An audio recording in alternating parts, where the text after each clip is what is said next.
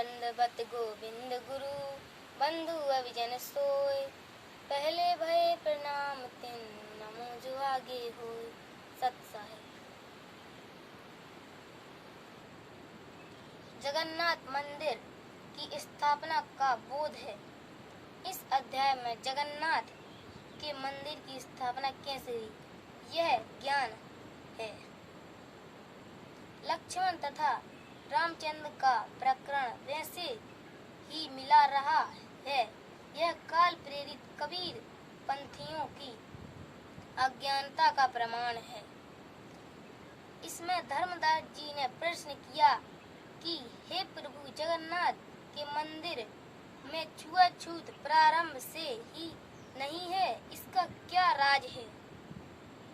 परमेश्वर कबीर जी ने बताया है कि इसके लिए आप जगन्नाथ के मंदिर की पुरी में स्थापना कैसे हुई यह सुनो। कुछ पश्चात जिस पांडे ने प्रभु कबीर जी की शुद्ध रूप में धक्का मारा था उसको कष्ट रोग हो गया। सर्व औषधि करने पर भी स्वस्थ नहीं हुआ। कुष्ठ रोग का कष्ट अधिक से अधिक बढ़ता ही चला गया। सर्व उपासनाएं भी की। श्री जगन्नाथ जी से रोकर संकट निवारण के लिए प्रार्थना की, परंतु सर्व निष्फल रही। स्वप्न में श्री कृष्ण जी ने दर्शन दिए तथा कहा, पांडे, उस संत के चरण धोकर चरणामृत पान कर जिसको तूने मंदिर के मुख्य द्वार पर धक्का मारा था। तब उसके आशीर्वाद से तेरा कुष्ठ रोग ठीक हो सकता है। यदि उसने तुझे हृदय से क्षमा किया तो अन्यथा नहीं मरता क्या नहीं करता। वह मुख्य पांडा सवेरे उठा, कई सहयोगियों पांडवों को साथ लेकर उस स्थान पर गया जहाँ पर प्रभु कबीर शुद्ध रूप में विराजमान थे।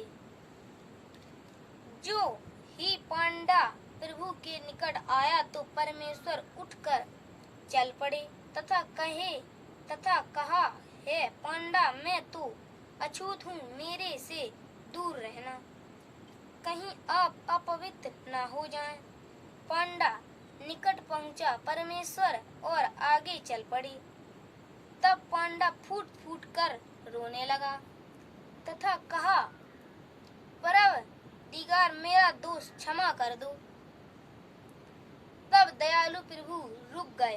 पांडे ने आदर के साथ एक स्वच्छ वस्त्र जमीन पर बिछाकर प्रभु को बैठने की प्रार्थना की। प्रभु उस वस्त्र पर बैठ गए। तब उस पांडे ने स्वयं चरण धोए तथा चरणामृत को पात्र में वापस डाल दिया। प्रभु कबीर जी ने कहा, पांडे, 40 दिन तक इसे पीना भी तथा स्नान करने वाले जल में कुछ डालकर स्नान करना। 40वें दिन तेरा कुष्ठ रोग समाप्त होगा तथा कहा कि भविष्य में भी इस जगन्नाथ जी के मंदिर में किसी ने छुआछूत किया तो उसको भी दंड मिलेगा। सर्व उपस्थिति व्यक्तियों ने वचन किए कि आज के बाद इस पवित्र स्नान पर कोई छुआछूत नहीं की जाएगी। वहाँ पर मूर्ति पूजा आज भी नहीं है, परंतु प्रदर्शनी अवश्य लगा रखी है। तो 3 मूर्तियों भगवान श्री कृष्ण जी तथा श्री बलराम जी व बहन सुभद्रा जी की मंदिर के अंदर स्थापित है। उनके दोनों हाथों के पंजे नहीं हैं, दोनों हाथ टूटे हैं। उन मूर्तियों की भी पूजा नहीं होती, केवल प्रदर्शनी रखी हैं। वहाँ पर एक गार्डन पांडे से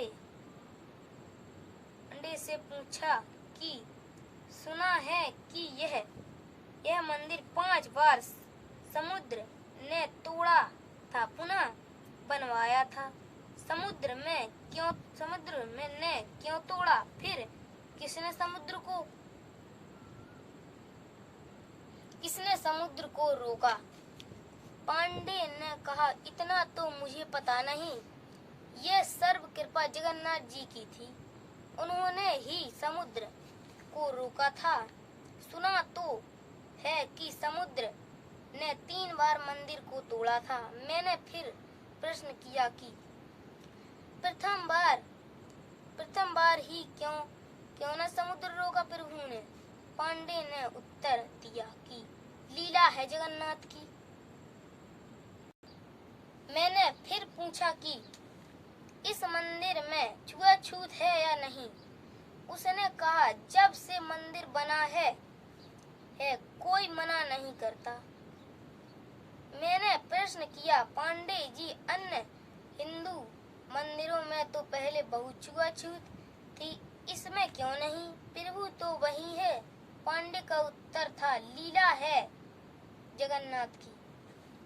अब पुण्यात्माएं विचार करें कि सत्य को कितना दबाया गया है। यह लीला है जगन्नाथ की कहकर पवित्र यादगारें आदरणीय हैं, परंतु आत्म कल्याण तो केवल पवित्र गीता जी व पवित्र वेदों में वर्णित तथा परमेश्वर कबीर जी द्वारा दिए तत्व ज्ञान के अनुसार भक्ति साधना करने मात्र से ही संभव है। अन्यथा शास्त्र विरुद्ध होने से मानव जीवन व्यर्थ हो जाएगा। अर्धरात्रि बीत गई, स्वप्न में दिखे घनश्याम। इंद्रदमन एक मंदिर बनवा दे, जगन्नाथ हो जिसका नाम। सुना राजा एक भवन बनवा दे, संग समंदर गहरा हो। गीता जी का ज्ञान चले वहाँ, विद्वान कथा कोई कह रहा हो। न मूर्ति न पाखंड पूजा, वो सहज स्वभाव से रह रहा हो। युग युगद की विधि बतावे, जिसके मन में इंद्र पर रहा हो। कलयुग में जो नाम जपेगा, उसके सरे ये सारे काम। 5 बार मंदिर बनवा, श्री कृष्ण जी के कहने से। मंदिर टूटा अब वेश बचाना, तेज समुद्र बहने से। कह कबीर, अब मंदिर बनवा दे, यो टूटे ना मेरे रहने से। 6 बार मंदिर बनवा दे, राजा ना रानी के गहने से। कहे कृष्ण पूर्ण ब्रह्म, कबीर यही है, इसके चरणों में कर प्रणाम। हाँ तो दोस्तों, आज की कथा का समापन यही होता है। तब तक के लिए सत्साई। दंडवत गोविंद गुरु बंधु अभिजन सोय, पहले भये प्रणाम तिन, नमो जो आगे होय। सत्साई।